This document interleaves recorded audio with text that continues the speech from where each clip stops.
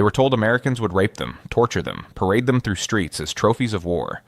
But when 127 Japanese nurses stepped off a cargo ship in San Francisco Bay, August 1945, the enemy broke them not with violence, but with two quiet words spoken in broken Japanese.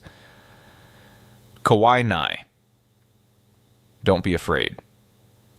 For women who had sewn cyanide pills into their uniform hems, who had practiced biting their tongues to bleed out rather than face capture, those words were more shocking than any cruelty. They expected death. They received blankets. They expected shame. They received warm milk and cookies. And in that moment, everything they had been taught about the enemy began to crumble. If this story moves you, make sure to hit that like button and subscribe. These forgotten moments of history deserve to be remembered. August 17th, 1945. 2 days after Emperor Hirohito's radio broadcast. 2 days since the unthinkable words, "The war situation has developed not necessarily to Japan's advantage," had crackled through speakers across the Pacific. On a small island in the Mariana chain, 127 Japanese military nurses stood in formation on a bombed-out airstrip, their white uniforms stained with months of blood, dirt, and desperation. Nurse Keiko Yamamoto was 23 years old. Her hands still shook from the morphine injection she had given to a dying soldier the night before. Their last morphine used on a boy who would not live to see sunrise. Her medical bag, once full of supplies, now held only a comb, a photograph of her family in Osaka, and a small vial sewn into the lining. Cyanide. Every nurse carried one. The American soldiers who came for them moved with military precision, but without the brutality they had been warned about. No bayonets drawn, no shouted insults, just tired men in dusty uniforms pointing toward the transport trucks. The nurses climbed aboard in silence, backs rigid, eyes forward. Some prayed quietly. Others gripped the cyanide vials through the fabric of their bags. 18-year-old nurse Yuki Tanaka sat in the back of the truck, her heart hammering so hard she thought the woman next to her could hear it. She had graduated nursing school only 8 months ago. Her first assignment had been a field hospital on Saipan. Her entire adult life had been war. The trucks rolled toward the coast where a massive cargo ship waited, its hull painted gray, an American flag snapping in the Pacific wind. Up the gangway they marched, single file, their cloth shoes barely making sound on the metal. Below deck they were directed into a hold that had been converted into temporary quarters. Steel bunks, bare walls, the smell of paint and oil. But then something unexpected. As each nurse entered, an American sailor handed her something, a folded blanket, thick, clean olive green. The weight of it in Keiko's arms was shocking. For months they had slept on bamboo mats, if they slept at all. Some nurses stared at the blankets in confusion. Others clutched them like life preservers. The ship's engines thrummed to life, a deep vibration that moved through the hull and into their bones. They were leaving Japanese-held territory, leaving the war, leaving everything they knew, heading toward America, the land of the enemy, the land they had been trained to fear more than death itself. That first night at sea, most could not sleep. The hold was dark except for small safety lights that cast everything in dim red. The nurses lay in their bunks, still in their uniforms, blankets pulled to their chins. Whispers moved through the darkness like ghosts. They will separate us when we arrive. They will question us, torture us for information. We must be strong. We must not shame our families. But then, cutting through the whispers, a voice from the doorway. An American sailor, young, maybe 20, standing at the entrance with a clipboard. He spoke slowly, carefully, in broken Japanese that sounded like it had been practiced from a phrasebook. Shokuji. Food. Come, please. The nurses looked at each other. Was this a trick? A test? Slowly, cautiously, they followed him up metal stairs and through narrow passages until they emerged into a mess hall. Long tables, bright lights, and the smell. Oh, the smell that hit them was overwhelming. Food, real food. Not the watery rice gruel they had been surviving on. Not the bitter wild plants they had boiled to supplement their rations. The steam rising from metal trays carried scents they had almost forgotten. Bread, meat, something sweet. American sailors stood behind the serving line, spooning portions onto plates. Mashed potatoes, some kind of meat and gravy, carrots, bread rolls, and in small paper cups, milk, fresh milk. The nurses stood frozen in line, plates in hand, unable to process what was happening. This was not starvation. This was not cruelty. This was... dinner? Keiko accepted her plate with trembling hands. The sailor serving her was older, maybe 40, with graying hair and tired eyes. He looked at her, really looked at her, and did something that would replay in her mind for the rest of her life. He smiled, a small, sad smile, and then he added an extra roll to her plate. Tears sprang to her eyes before she could stop them. She turned away quickly, ashamed, and found a seat at one of the long tables. Around her, other nurses sat in stunned silence, staring at their plates as if they might disappear. Young Yuki picked up her fork, a real fork, not a carved stick, and cut into the meat. It was tender, warm. She put it in her mouth and nearly sobbed. When was the last time she had tasted meat? March? February? Before Saipan fell? Some nurses ate slowly, carefully, as if expecting to be stopped at any moment. Others could not eat at all, too overwhelmed by fear and confusion. A few wept quietly into their hands, shoulders shaking with silent tears. But everyone noticed the same thing. The Americans were not mocking them, not standing over them with weapons, not forcing them to grovel or beg. They were simply serving dinner. Wait. The fear still gripped their hearts. Every face around them was the enemy. But the food was real. The blankets were real. And somewhere in the contradiction between what they expected and what they experienced, a tiny crack began to form in the wall of their terror. 5 days later, the Golden Gate Bridge emerged from the morning fog like something from a dream. The nurses crowded the deck, staring at the massive orange structure, at the city beyond, at the hills dotted with houses that showed no signs of bombing. San Francisco glittered in the August sun, untouched, thriving, alive. Yuki stood at the rail, gripping the cold metal, her mind struggling to process what she was seeing. This was the enemy homeland? This was the nation they had been told was suffering, collapsing, desperate? The buildings were whole. The bridges stood. Ships filled the harbor, not warships, but cargo vessels, fishing boats, ferries moving people across the bay. Japan, she knew, was in ruins. Tokyo had burned. Hiroshima and Nagasaki had been erased. Her own city of Nagoya had been firebombed in March. And yet here stood America, as if the war had happened somewhere else entirely. The ship docked at a military facility on the bay. Buses waited, their engines running. The nurses were directed off the ship and onto the vehicles. Still no violence, still no shouting, just tired military police checking clipboards and pointing directions. They drove through the city. Keiko pressed her face to the window, drinking in every detail. People on sidewalks, women in colorful dresses, children riding bicycles, shops with full windows. Cars, so many cars. Music drifting from a bar, laughter. Normal life continuing as if the greatest war in human history had not just ended days ago. The bus pulled into a facility that looked like a school or hospital. Clean buildings, manicured grass, American flags and Red Cross symbols. They were led inside, still in formation, still silent, still waiting for the cruelty to begin. But instead of interrogation rooms, they were taken to a processing center. Medical staff, American nurses in crisp white uniforms, waited with clipboards and gentle expressions. They were older women, many of them with gray in their hair and kind eyes that had seen too much. One of them, a tall woman with silver hair pulled back in a bun, stepped forward. Through an interpreter, she explained what would happen next. Medical examinations, delousing, clean uniforms, documentation.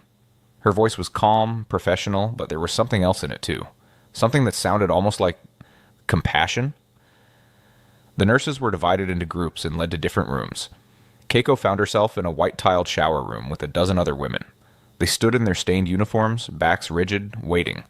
An American nurse entered, carrying a basket. She was younger, maybe 30, with brown hair and freckles across her nose.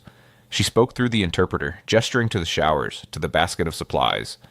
"You will shower. We have soap, shampoo, and clean towels. Take your time. The water is warm. After, we have clean clothes for you. Soap, shampoo, warm water."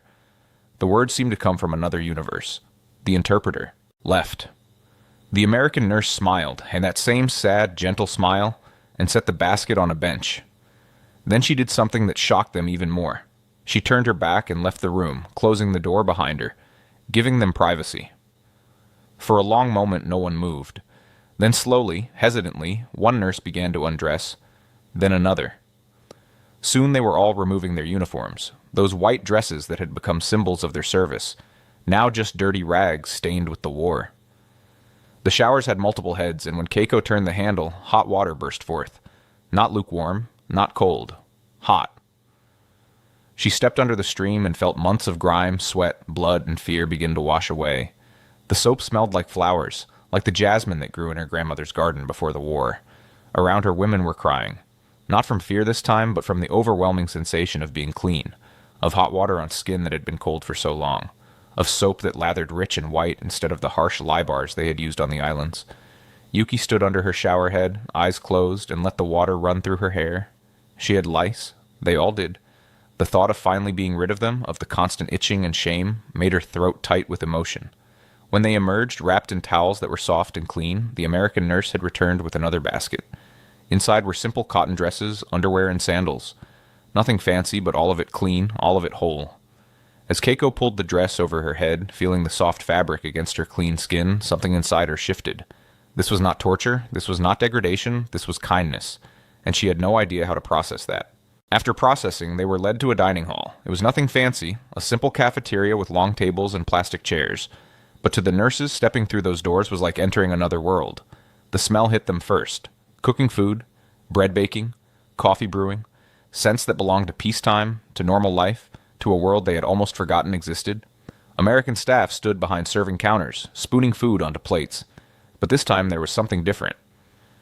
Several Japanese-American women stood among them, interpreters and volunteers who had been brought in to help ease the transition.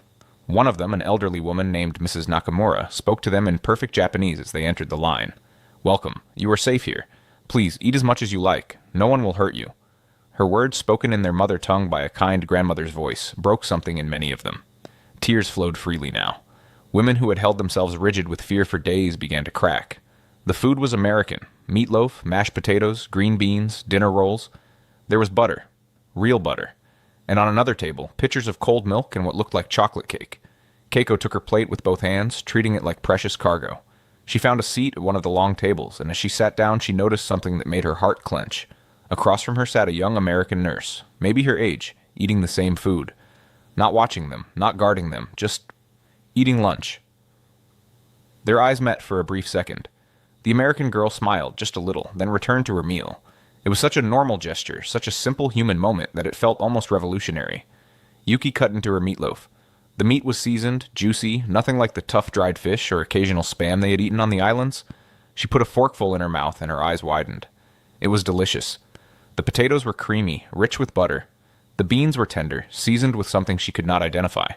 She ate slowly, savoring each bite, acutely aware that her stomach would rebel if she ate too fast after months of near starvation. But oh, it was hard to go slowly when every bite tasted like a memory of life before the war. Around the room, nurses ate with varying reactions. Some devoured their food with desperate hunger. Others picked at it delicately, unable to shake the fear that it might be taken away. Several could not eat at all, too overwhelmed by the situation, by the kindness that felt more dangerous than cruelty because they had no defense against it. Mrs. Nakamura moved through the tables, speaking softly in Japanese, reassuring them. When she reached Keiko's table, she paused and placed a gentle hand on Keiko's shoulder. "You are wondering why," Mrs. Nakamura said quietly. "Why they are being kind. I will tell you. Because this is what civilized nations do. Because the war is over and you are no longer enemies. You are just young women far from home." Keiko looked up at her, tears streaming down her face. "But we were told. They said Americans would—" "I know what you were told," Mrs. Nakamura said softly. "I know what lies you were fed. Now you will see the truth. It may be harder to accept than any lie." When the meal was finished, they were shown to their quarters. Not cells, not barracks, but dormitory rooms with real beds, clean sheets, and windows that looked out onto gardens where flowers grew. Each bed had a pillow. Each woman was given a small locker for personal items. That night, lying in a real bed for the first time in months, Keiko stared at the ceiling and tried to reconcile what she had expected with what she had experienced. They had been taught that Americans were demons, but demons did not give you soap and warm milk. Demons did not smile sadly and add extra bread rolls to your plate. The contradiction was not just confusing, it was terrifying. Because if the Americans were not demons, then what did that make the people who had told them they were? The dormitory held 16 beds, 8 on each side. The nurses had been assigned to rooms based on their hospital units, so Keiko found herself with women she had served alongside. Yuki was there, 2 beds down, and Nurse Hana Sato, a 26-year-old from Kyoto who had been their informal leader during the evacuation. That first night after lights out, they lay in darkness and spoke in whispers.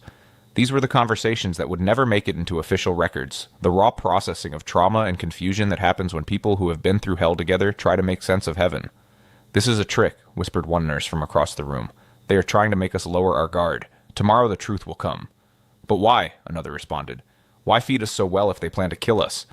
"To fatten us up first. You are being ridiculous." "Am I? Can any of you explain what is happening?" Silence fell, heavy and uncertain. Because no, none of them could explain it. Everything they had been taught, everything they had been prepared for, had been wrong, and that wrongness was more unsettling than any cruelty could have been. Yuki spoke up, her young voice carrying in the darkness. "My father told me, before I left for nursing school, that Americans value individual life above all else. He said it was their weakness, that they could never defeat Japan because they feared death. But I have been thinking, what if it is not a weakness? What if it is something else? Careful, Yuki, Hana warned. Those thoughts are dangerous. More dangerous than being prisoners of war? Yuki shot back. More dangerous than what we have already survived? I'm just trying to understand.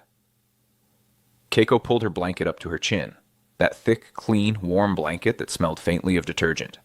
I keep thinking about the sailor who served me dinner on the ship. He looked at me like I was a person. Not a prisoner, not an enemy. Just a person. When did we stop being people to each other? We are still enemies, Hana said firmly. Do not forget that. The war may be over, but we still represent the nation that attacked Pearl Harbor, that fought them across the Pacific. This kindness, it could be policy, a strategy. Or, Keiko said quietly, it could be who they actually are. That thought hung in the darkness, too large and too frightening to fully examine. Because if the Americans were genuinely kind, genuinely civilized, genuinely committed to treating even their enemies with dignity, then what did that say about everything they had sacrificed for? What did it say about the empire that had sent them to war? Sleep came slowly that night, and when it came, it was fitful, filled with dreams of burning cities and gentle hands, of cyanide pills and chocolate cake, of everything they had believed colliding with everything they were experiencing. In the morning, they would wake to another breakfast, another day of this strange captivity that felt less like punishment and more like refuge. And with each passing hour, the gap between expectation and reality would grow wider until something had to give, either their understanding of the Americans or their understanding of themselves. The days developed a rhythm that felt surreal in its normalcy. Wake at 7 a.m. to a bell, not a siren. Breakfast in the dining hall, eggs, toast, coffee, sometimes oatmeal with brown sugar and raisins. Then, work. The nurses had expected forced labor, brutal conditions, punishment disguised as productivity. Instead, they were offered jobs, real jobs with real compensation. They could work in the facility's hospital wing, helping care for wounded American soldiers returning from the Pacific. They could work in the kitchens, the laundry, the administrative offices, or they could attend English classes, vocational training, or simply rest and recover from their ordeal. Keiko chose the hospital. She was a nurse. It was all she knew, all she had trained for. The thought of not using her skills felt like losing herself entirely. On her first morning, she was paired with Lieutenant Sarah Morrison, a U.S. Army nurse from Iowa who had served in field hospitals in France. Lieutenant Morrison was in her early 30s, tall and efficient, with dark blonde hair pulled back in a practical bun. She shook Keiko's hand. Actually shook it as if they were colleagues, not captor and prisoner. Through an interpreter, she explained, "You'll work alongside our staff. Same duties, same hours. We're short-handed with so many boys still in the Pacific. If you need anything, you ask. Understood?" Keiko nodded, too overwhelmed to speak. She was given a clean white uniform, an American nurse's uniform with a Red Cross armband. She put it on with trembling fingers, staring at herself in the locker room mirror. 3 weeks ago, she had been an enemy. Now she wore the same uniform as the women who had defeated her nation. The work was familiar yet strange. The soldiers in the beds were American boys, many younger than her. They had shrapnel wounds from Pacific Islands, malaria from New Guinea, burns from kamikaze attacks. They looked at her with curiosity, sometimes suspicion, but rarely hatred. One morning, she was checking vitals on a private from Montana who had lost his left leg on Iwo Jima. He watched her work in silence, then finally spoke. The interpreter translated. "You're really good at this. Been a nurse long?" Keiko looked up, startled. He was asking her a question. A real question, like a person might ask another person. 3 years, she replied through the interpreter. He nodded. "My sister's a nurse, too, in Texas. You remind me of her a little, same careful hands." And then he smiled at her. This boy who had lost his leg fighting Japan, who had every reason to hate her, smiled and compared her to his sister. Keiko finished her check and moved to the next bed, her vision blurred with tears she could not shed in front of the patients. Yuki took a different path. She chose the English classes, hungry to understand the language of their captors, to read between the lines of what was being said and what was being left unsaid. The teacher was a Japanese-American man named Mr. Hayashi, who had been born in California and had spent the war in an internment camp himself. His presence confused her. Here was a man of Japanese blood who was American, who spoke English as his first language, who had been imprisoned by his own government yet still taught them with patience and pride in American ideals. "The Constitution says all men are created equal," he told them in Japanese, writing the English words on the blackboard. "America does not always live up to these words. My family was imprisoned for our Japanese faces, but the words exist, and they matter. They create a goal, a standard to fight for. Does your empire have such words? The question hung in the air. No one answered, because they all knew the answer. The emperor was divine. The people existed to serve. There was hierarchy, duty, and honor, but there were no words about equality. In the evenings, the nurses gathered in a common room where they could listen to the radio, read newspapers, or simply talk. American staff came and went freely, never locking doors, never counting heads obsessively. The trust itself felt like a weapon. But the abundance that surrounded them came with a heavy price, knowledge of what they had left behind. Letters began to arrive, not from everyone's families. The mail system between occupied Japan and America was still chaotic, but enough came through to paint a devastating picture. Keiko received a letter from her younger sister in Osaka. The paper was thin, rationed. The handwriting was shaky. Dear sister, we are surviving. That is all I can say. The city is mostly gone. We live in a shelter made from corrugated metal. Mother trades her kimono for rice. We eat once a day if we are lucky. The Americans give food sometimes, but there are so many of us. I am glad you are alive, but I wonder if you have food where you are. Here there is never enough. Your sister, Michiko. Keiko read it in her dormitory bed, and something inside her broke. That morning she had eaten scrambled eggs, bacon, toast with jam, and orange juice. While her mother traded family heirlooms for rice. She was not alone. Yuki received word that her father had died in the bombing of Nagoya. Hana learned that her brother, a soldier, was missing and presumed dead in Manchuria. The weight of survivors' guilt pressed down on them like a physical thing. They sat together one evening, 3 nurses who had bonded through shared trauma, and spoke the unspeakable. We are eating 3 meals a day while they starve, Keiko said, her voice hollow. We have warm beds while they sleep in ruins. We are safe while they lost everything, Hana finished. Her face was stone, but her hands shook. My brother died fighting Americans, and now I wear an American uniform and check American pulses and accept American kindness. What does that make me? Alive, Yuki said quietly. It makes us alive, and maybe that is the cruelest part. The contradiction between their daily reality and the reality of their homeland was impossible to reconcile. They walked through American halls, ate American food, learned American words, while Japan burned and starved. Some nurses began to understand something painful. America had not just won the war militarily. They had won it economically, industrially, spiritually. While Japan had sent its women to war zones with expired morphine and rice balls, America sent its soldiers with full medical kits and hot meals. While Japan told its people to die with honor, America told its people to live and win. The observations accumulated like weights. They saw American soldiers complain about the food. About food that would have been a feast in Japan. They saw waste bins full of half-eaten meals. They saw abundance so great that people could afford to be picky, wasteful, casual about wealth that would save lives in Osaka or Tokyo or Hiroshima. And they saw something else, the casual way American soldiers treated their officers. Yes, there was respect, military protocol, but there was also joking, questioning, a lack of absolute hierarchy. An American private could speak to a lieutenant without terror, could disagree, could be wrong without facing brutal punishment. It was a different world, and whether they wanted to or not, they were learning its rules, its values, its shocking suggestion that individual human life mattered more than abstract national honor. 3 weeks into their captivity, something remarkable happened. It started small, with a gesture so simple it almost went unnoticed. Keiko was working her shift in the hospital when Lieutenant Morrison approached her, carrying 2 cups of coffee. She held one out to Keiko, and through the interpreter, who hovered nearby less and less these days, said, "Break time. You've been on your feet for 5 hours." Keiko took the cup, confused.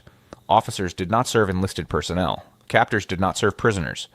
And yet here was this American lieutenant handing her coffee as if they were equals. They sat in the break room, and Lieutenant Morrison pulled out a photograph.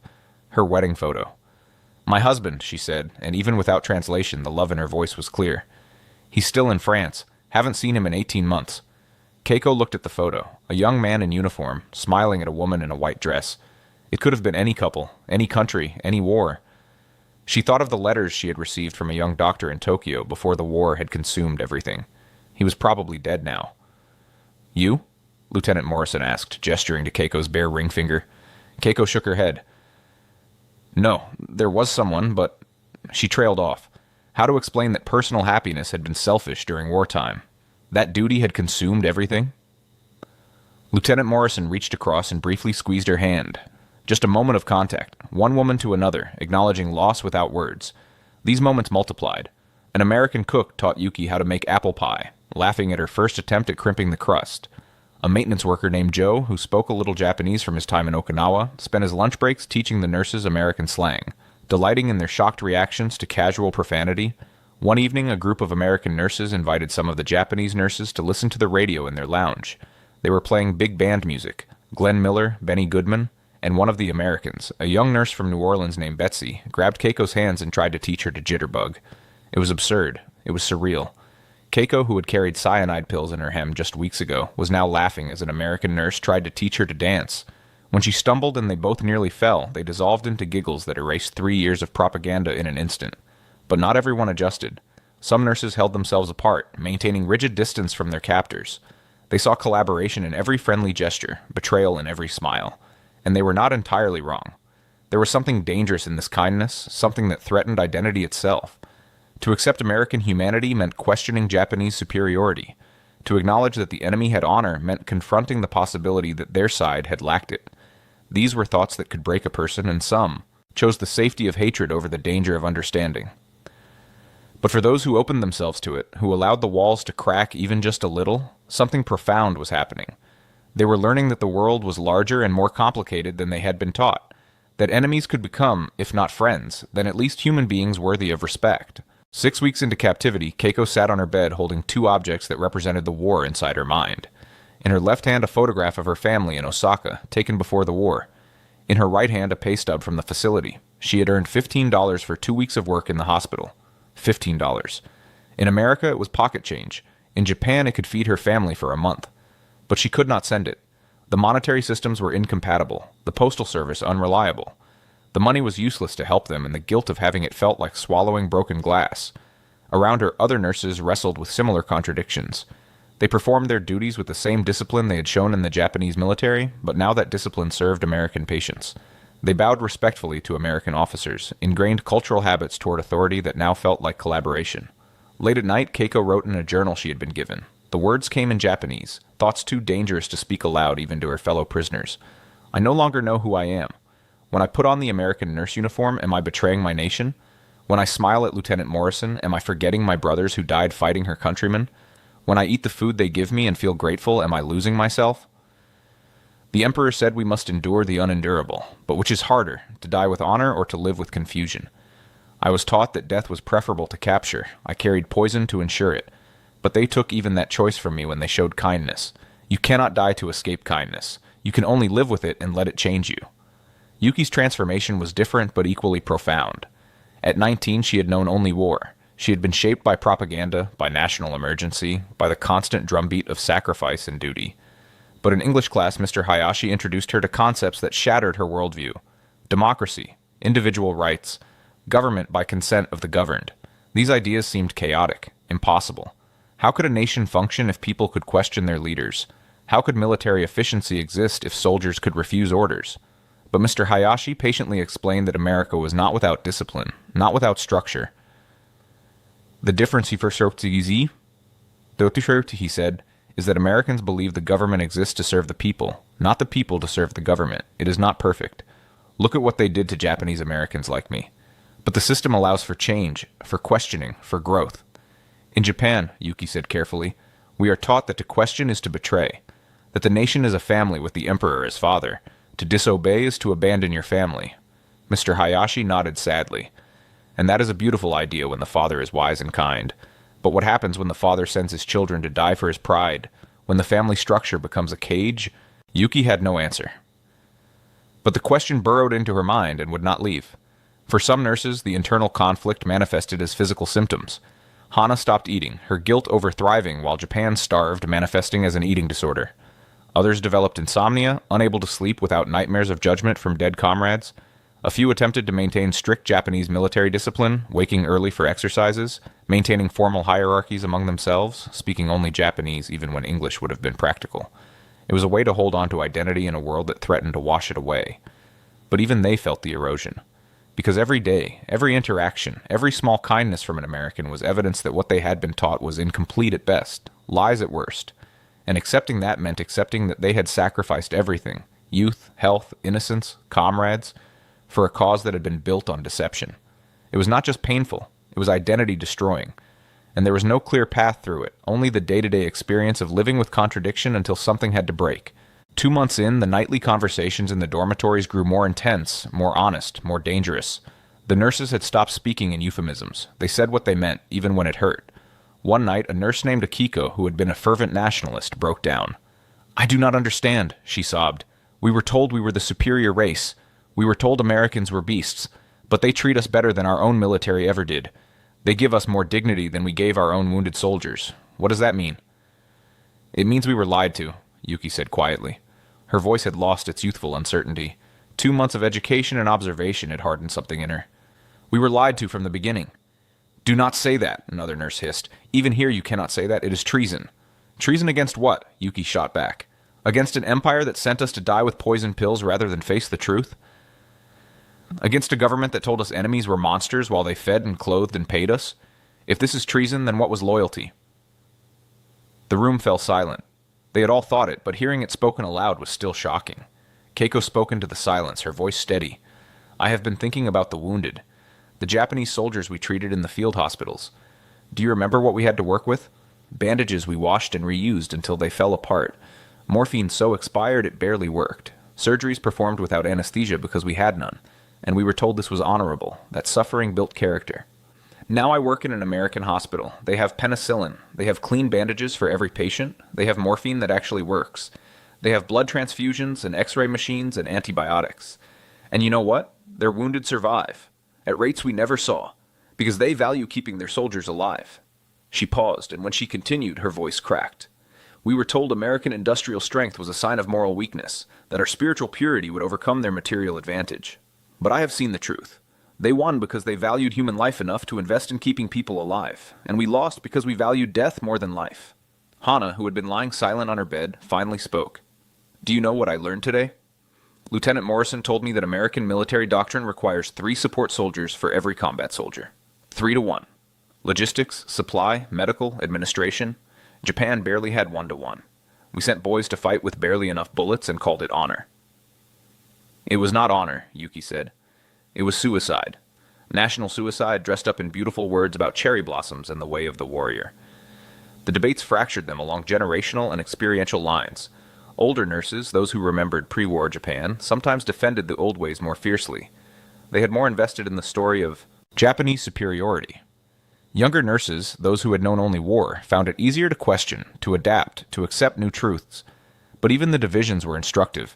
In Japan, such debates would have been impossible. Questioning national policy was thought crime. But here, in this strange American captivity, they could argue, question, even doubt. And no one punished them for it. One night, Keiko asked the question that haunted them all. "If we return to Japan thinking like this, what happens? Can we go back to the old ways? Can we unsee what we have seen?" No one had an answer, because they all knew the truth. They were being changed by this experience in ways that could not be reversed. America was not just holding them physically, it was remaking them ideologically, not through force or propaganda, but through the simple demonstration of alternative values in action. And the most terrifying part was that these alternative values, individual worth, material prosperity, valuing life over death, were working. They could see it in their own health, their own full bellies, their own survival. The proof was undeniable. 3 months into captivity, the facility organized an educational program for the nurses. It was optional, and some refused to attend, seeing it as indoctrination. But curiosity drove most of them to the converted auditorium where a screen had been set up for film presentations. The first film was documentary footage of the liberation of Nazi concentration camps. The American narrator explained in English, with Mr. Hayashi providing Japanese translation. But the images needed no translation. Skeletal bodies, mass graves, gas chambers, the industrial machinery of genocide laid bare for the world to see. The nurses watched in horror. Some walked out, some vomited, many wept, because while they had not known the specific details of Nazi camps, they had heard whispers of Japanese atrocities in China, in the Philippines, in Korea. They had heard and not wanted to believe. The second film showed American industrial capacity. Footage of factories producing planes, tanks, ships at speeds that seemed impossible. The narrator explained that at the war's peak, American industry was launching a new ship every day, completing a new aircraft every 5 minutes. Yuki watched with growing understanding. This was why they lost. Not because Americans were more spiritual or more honorable, but because they had built a system that could outproduce Japan 100 to 1. Bushido could not compete with assembly lines, but the third film was the one that changed everything. It showed American civilians during the war, women working in factories, victory gardens and backyards, rationing, yes, but abundant rationing, children still playing in parks, stores still open, a nation at war that had not been destroyed by war. The contrast to Japan, where cities burned, children starved, and civilians died by the hundreds of thousands, was overwhelming. America had fought the war with less than a quarter of its population. It had fought on 2 fronts, across 2 oceans, and its homeland had never been touched. After the films, Mr. Hayashi led a discussion. "You have seen American power," he said. "But power alone does not explain this. The question is, why does the system work when others collapse?" Keiko, surprising herself, raised her hand. "Because they do not treat people as expendable. Every worker, every soldier, every citizen is treated as valuable. The system is built to keep them alive and productive. Our system asked us to die beautifully." Mr. Hayashi nodded slowly. "And which system do you think is more powerful? The one that asks people to die for it, or the one that fights to keep them alive?" The silence was profound, because they all knew the answer. They were living proof of it. That night, the dormitory conversations reached a new level. They spoke about democracy not as an abstract concept, but as a practical system. They discussed individual rights not as Western weakness, but as the foundation of national strength. They questioned whether a divine emperor could make mistakes, and whether a people could be truly great if they could not question their leaders. These were revolutionary thoughts. In Japan, they would lead to prison or worse. But here, in this strange space between war and peace, captivity and freedom, Japanese and American, they could think the unthinkable. Yuki wrote in her own journal, in careful English she had been practicing, "If dignity is the greatest weapon, then America has already won the peace, because they did not just defeat us, they showed us a better way. And that is harder to resist than any army." The deeper recognition was settling over them like a new skin. They had not just been defeated militarily. They had been proven wrong philosophically. The entire worldview they had been raised with, that sacrifice and suffering were virtues, that death was preferable to dishonor, that the collective always outweighed the individual, had been challenged by a society that valued life, prosperity, and individual happiness. And that society had won. Decisively, overwhelmingly. Not through cruelty, but through competence. Not through brutality, but through industrial might, built on the foundation of free people working for their own benefit. It was a lesson that would stay with them forever, whether they wanted it to or not. The moment that would define everything came on a crisp October morning, 4 months into their captivity. The facility had announced a special visit. A group of American veterans who had fought in the Pacific would be touring the grounds as part of a reconciliation program. The nurses were given a choice. They could remain in their dormitories, or they could attend a meeting with these veterans. It was entirely voluntary. No pressure, no requirements, just an opportunity. Many chose to stay away. The thought of facing men they had essentially been at war with was too much. But Keiko, Yuki, and Hana decided to go. They could not explain why, even to themselves. Perhaps it was curiosity. Perhaps it was a need to understand. Perhaps it was the beginning of healing. The meeting was held in the common room, arranged with chairs in a circle rather than in rows. Everything about it was designed to feel less formal, more human. Coffee and cookies sat on a side table, those same oatmeal cookies that had shocked them on the ship months ago. 10 American veterans sat on one side, 10 Japanese nurses on the other. Between them, translators and mediators from the Red Cross. And in the middle, a chasm of experience, trauma, and loss that seemed impossible to bridge. The American who spoke first was a man in his 50s, a Marine who had fought at Guadalcanal and Iwo Jima. His name was Thomas Fletcher, and he walked with a cane from a wound that had never fully healed. Through the translator, he said, "I'm not going to pretend this is easy. I lost friends to Japanese soldiers. I saw things that will never leave me. For a long time, I hated. It was easier than trying to understand."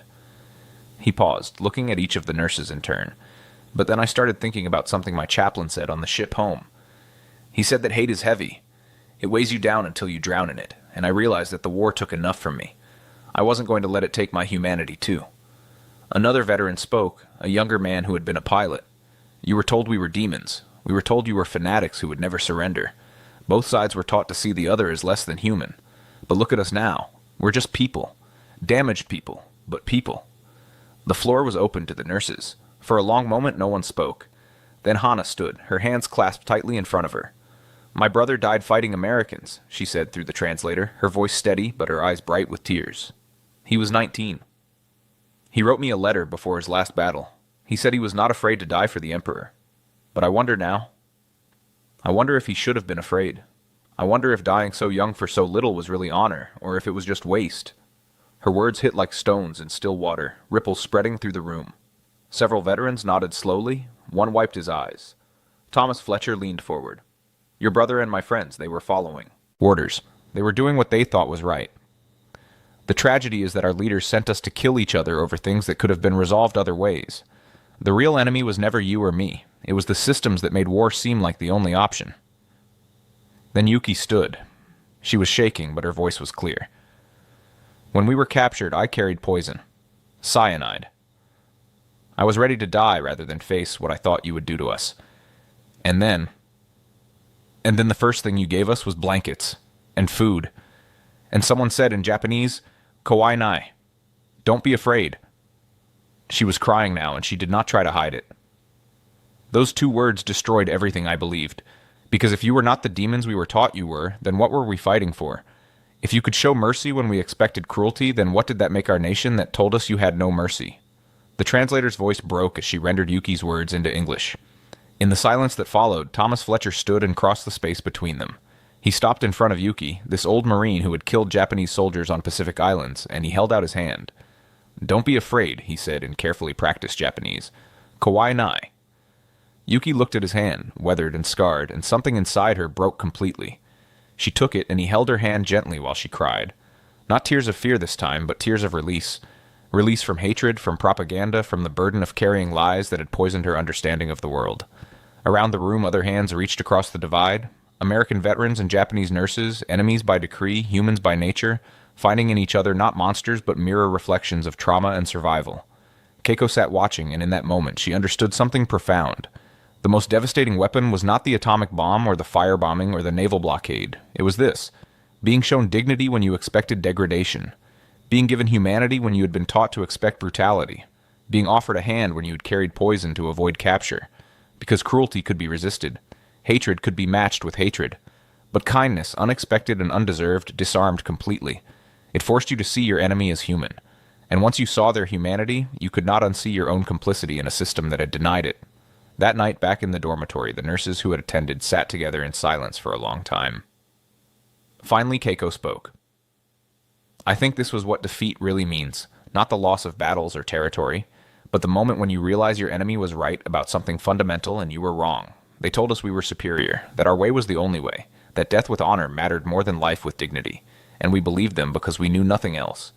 But now we know, Yuki said softly, and we can never unknow it. Hana nodded. The question is, what do we do with this knowledge? When we return to Japan, do we speak it? Do we become traitors to the old ways to be faithful to the truth? Or do we stay silent and become traitors to ourselves? They had no answers yet, but the questions themselves represented a transformation that would have been impossible 4 months ago. They were thinking critically about their nation, their culture, their beliefs. They were questioning authority. They were choosing their own minds over received wisdom. In that moment, in that American facility, surrounded by former enemies who had shown them unexpected humanity, these Japanese nurses completed their metamorphosis from soldiers of the empire to free-thinking individuals. It was not a comfortable transformation. It was painful, disorienting, and carried a cost that would follow them forever. But it was also liberation. The truest kind. Not from physical captivity, but from mental bondage. December 1945. The announcement came just before Christmas. The nurses would be repatriated in January. Ships were being prepared.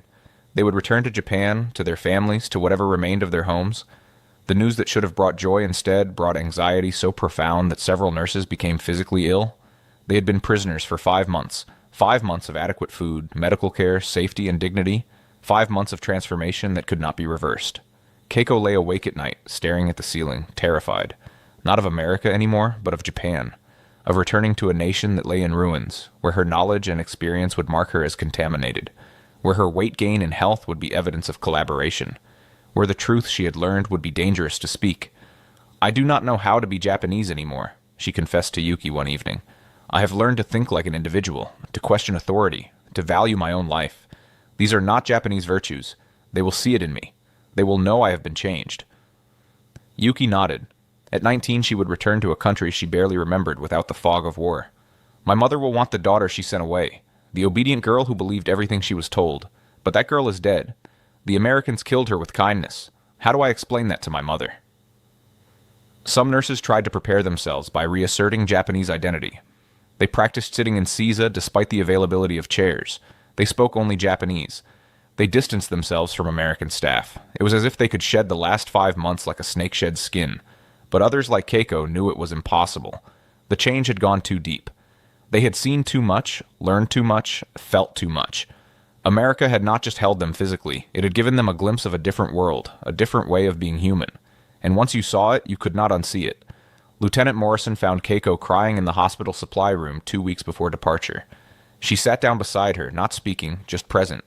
Finally, through the interpreter who still accompanied them sometimes, she said, "You're afraid to go home." Keiko nodded, unable to speak. "I understand," Morrison said. "You're not the same person you were, and you're afraid they won't understand the change, that they'll see it as betrayal." "Is it not betrayal?" Keiko whispered. "I have lived well while they starved.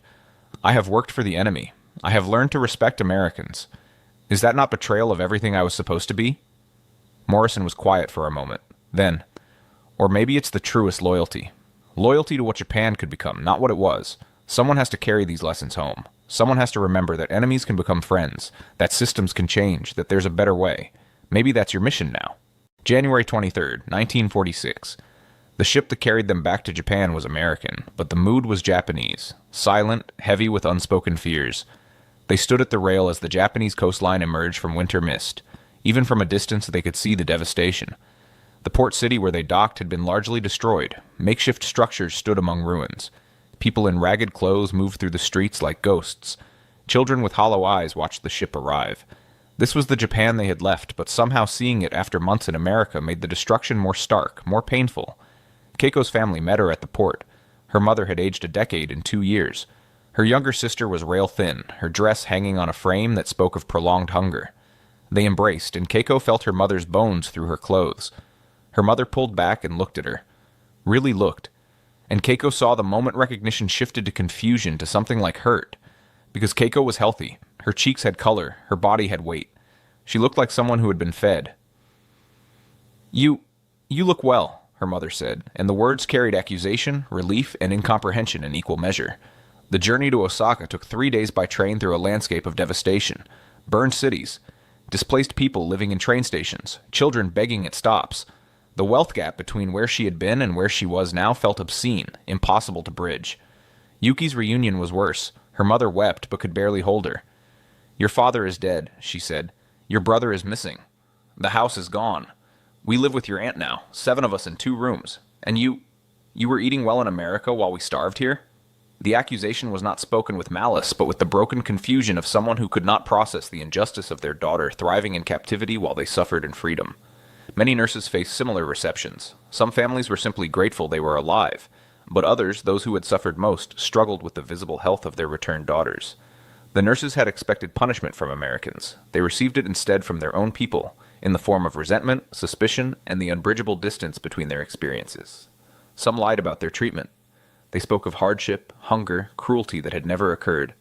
It was easier than explaining the truth, easier than admitting they had been cared for by the enemy better than by their own nation. But others like Keiko chose a harder path. They told the truth, carefully, selectively, planting seeds of a different understanding. They spoke of Americans as humans, not demons. They talked about systems that valued life. They suggested quietly that perhaps there were lessons to learn from defeat. It made them outsiders in their own country. But it also made them bridges to a different future. Keiko Yamamoto returned to nursing in the post-war Japanese healthcare system. She brought with her techniques she had learned from American nurses, standards of care that seemed impossible in resource-starved Japan, but which she fought to implement anyway. She married in 1948 a doctor who had served in China and carried his own trauma. They never spoke much about the war, but when their daughter was born in 1950, Keiko made sure to teach her something her own mother never had. To question, to think critically, to value her own individual worth. In the 1960s, when her daughter asked about the war, Keiko finally told the full story. About the cyanide pills, about the fear, about the blankets and the food, and about the words that changed everything. Kawai nai. Don't be afraid. The Americans taught me something our leaders never did, she told her daughter.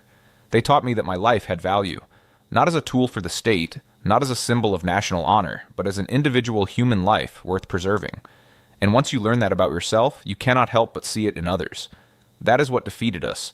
Not their bombs, but their humanity. Yuki Tanaka became a teacher. She taught English to a new generation of Japanese students, but more than language, she taught them to think internationally, to question authority respectfully, to understand that no nation has a monopoly on truth or virtue. Some of her students went on to become leaders in Japan's democratic rebuilding. They carried with them, often without knowing its source, ideas that had been planted by a young nurse who had learned them as a prisoner of war. Hanasato wrote a memoir in the 1970s, one of the first honest accounts of Japanese POW experiences in American captivity. It was controversial, criticized by some as revisionist, praised by others as necessary truth-telling, but it opened a conversation about how narratives of war are constructed and how propaganda shapes national memory. Of the 127 nurses who were repatriated in January 1946, most lived quiet lives, their transformation internal and private. But they carried with them in countless small ways the lessons of their captivity. They raised children with different values. They questioned systems more readily. They built a post-war Japan that, while still distinctly Japanese, had learned something from defeat. The universal truth they carried was this: that the most powerful weapon is not violence but dignity. That the greatest victory is not in destroying your enemy but in showing them a better way. That sometimes mercy cuts deeper than the sword because it cannot be resisted with force, only with an opening of the heart. And so the words "kowai nai," don't be afraid, became more than a simple phrase spoken by an American sailor to frighten prisoners. They became a key that unlocked a prison made of propaganda, fear, and lies about the nature of the enemy. For 127 Japanese nurses who expected torture and received blankets, who prepared for death and were given life, who carried poison but were offered milk and cookies, those two words represented a revolution of understanding. They learned that the enemy they had been taught to fear were human beings capable of mercy. They learned that strength could be measured not in willingness to die, but in the ability to help others live. They learned that systems matter, that governance matters, that values matter, and that a nation built on individual dignity will always outlast one built on collective sacrifice. The irony was not lost on them. They were defeated not by cruelty but by kindness, not by barbarity but by civilization, not by the destruction of their bodies but by the transformation of their minds. In the decades that followed, as Japan rebuilt itself into one of the world's great democracies, traces of these lessons could be found in unexpected places. In the constitution that valued individual rights, in the healthcare system that treated all patients with dignity, in the education system that taught critical thinking alongside traditional values, in the small, quiet ways that a defeated nation became a peaceful one. Not all of it came from 127 nurses, of course. Japan's transformation had many sources, many architects, but they were part of it. They carried home the knowledge that the enemy had been more human than expected, and that humanity was a strength, not a weakness. As Keiko told her granddaughter decades later, holding a photograph of herself in an American nurse's uniform, "The greatest defeat is not losing a war. It is discovering that everything you fought for was built on lies. But the greatest victory is finding the courage to accept truth and build something better from the ruins." She paused, touching the photograph with aged fingers. They said, "Don't be afraid." And I wasn't. Not of them.